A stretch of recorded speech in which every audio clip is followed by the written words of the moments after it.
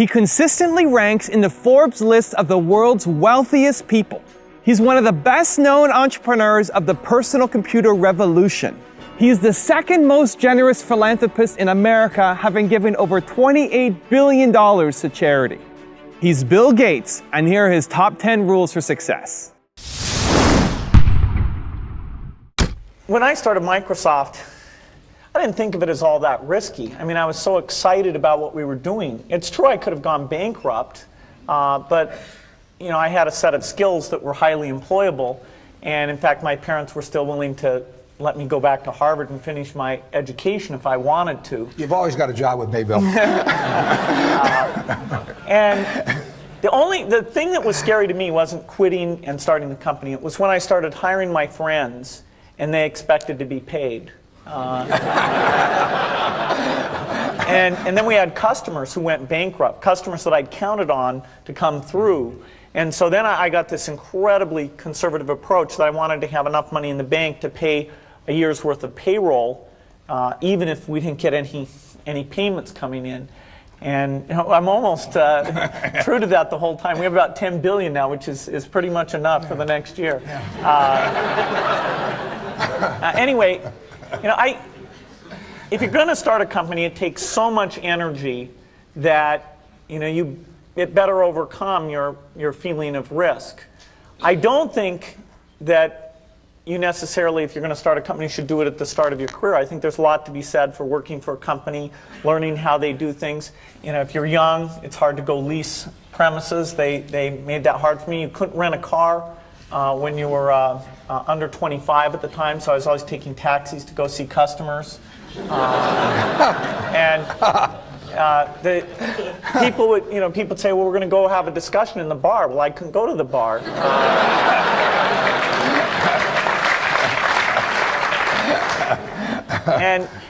But that's fun, because I'll tell you, when people are first skeptical and they think, oh, this kid doesn't know anything, then when you show them you've really got a good product and you know something, they actually tend to go overboard and they think, whoa, they know a lot.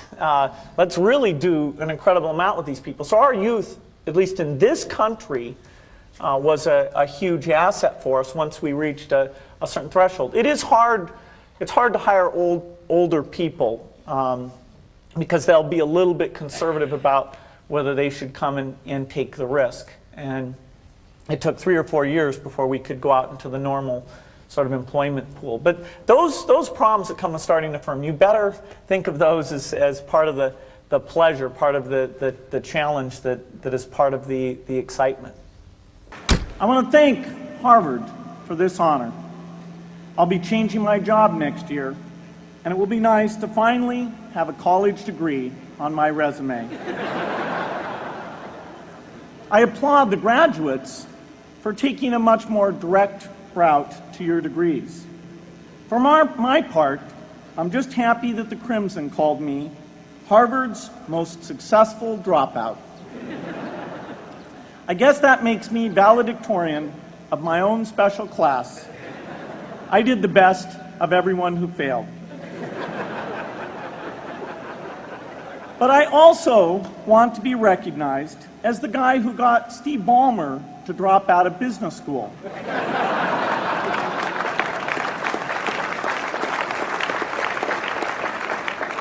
I'm a bad influence. That's why I was invited to speak at your graduation. If I'd spoken at your orientation, fewer of you might be here today. I'm in meetings a lot. My calendar gets very full with those, and then at night, after the kids have gone to bed, I'm on email a great deal. I get messages during the day. That's my chance to give long responses. And then over the weekend, I send a lot of mail as well. I take 2 weeks a year to just go off and read and think, where I'm not interrupted by work or anything else. I'm just solidly trying to think about the future, and people get to send me things to read as part of that so-called Think Week. So it's a nice mix of things. About 25% of the time then I'm out traveling around, meeting with customers, Europe, Asia, and that sort of helps me think, okay, do we have the right priorities? What are people responding well to, and what would they They like to see us do better. Hello, I'm Bill Gates, Chairman of Microsoft. In this video, you're going to see the future, Windows. Microsoft first came up with the Windows concept back in 1983. And today, the leading software users have switched into the Windows environment. It's really incredible how quickly our powerful applications like Word and Excel and PowerPoint have been adopted. It's not just Microsoft applications. Even companies like WordPerfect and Lotus have now come out with Windows applications. And every week we see new innovative work. It's really attracting all the innovation in the industry. We predicted this a long time ago, and now it's the future. The key point there is you've got to enjoy what you do every day.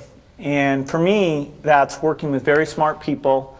It's working on new problems. You know, every time we think, hey, we've had a little bit of success, we're pretty careful not to dwell on it too much because the bar gets raised. I love bridge.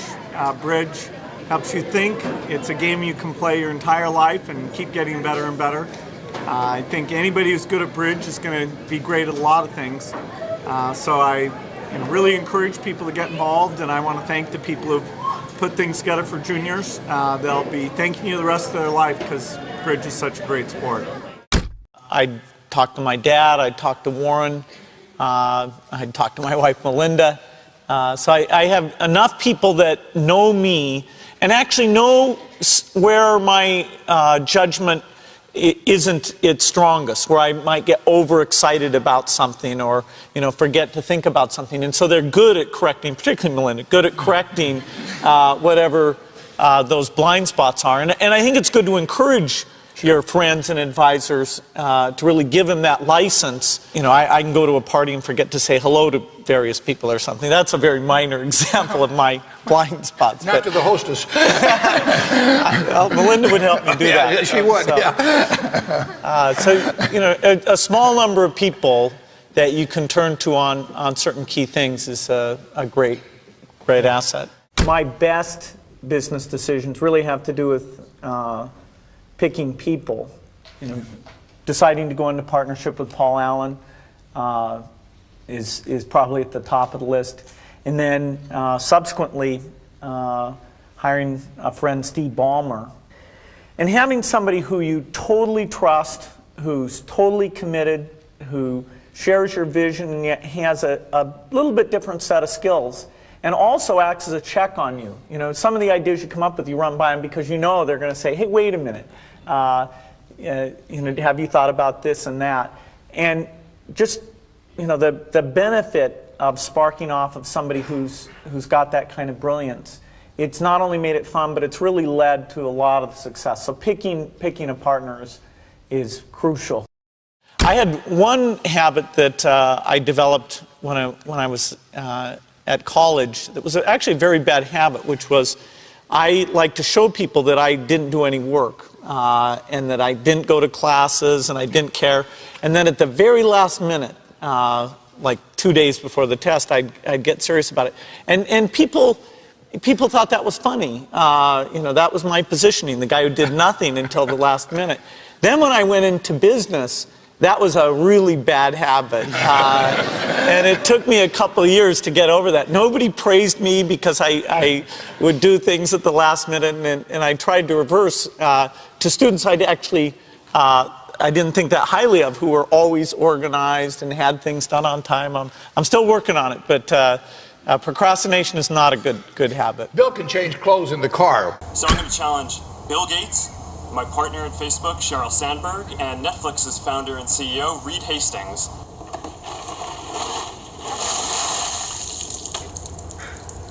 I'm glad to give to ALS. It's a great cause, but I want to accept this challenge. I want to do it better than it's been done.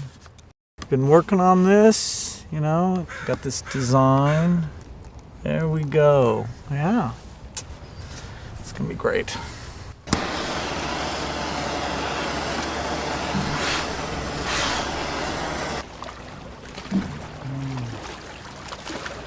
I'm here to join the people bringing attention to Lou Gehrig's disease by taking the ALS Ice Bucket Challenge.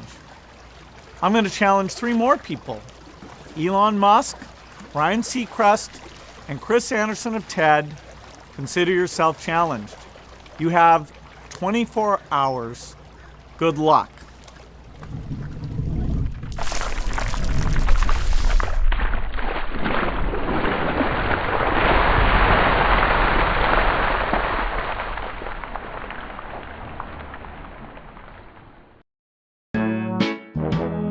People, let me tell you about my best friend. He's a warm-hearted person who loved me till the end. Now, people, let me tell you about my best friend. He's a one-boy, cuddly toy, my up, my down, my pride and joy. People, let me tell you about him. It's so much fun, whether we're walking man to man or whether we're walking sun to sun, 'cause he's my best friend.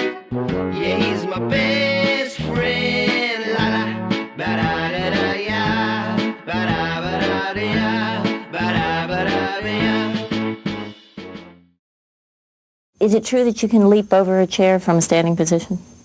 It depends on the size of the chair. I'll cheat a little bit. Yes!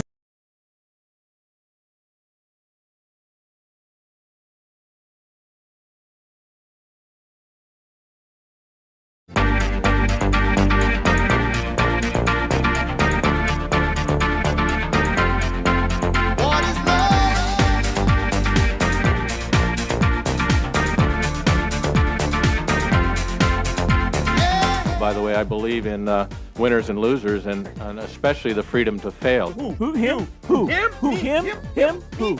Me? I don't know why you're not there. I need No way! what is love? Baby, don't hurt me. Don't hurt. Oh, behave.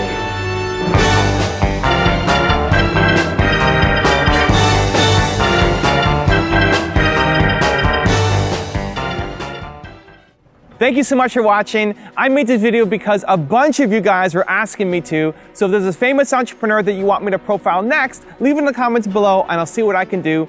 I'm also curious to know what you think of Bill Gates as an entrepreneur and which of the 10 rules most resonates with you. Leave it below in the comments and I'm going to join in the discussion.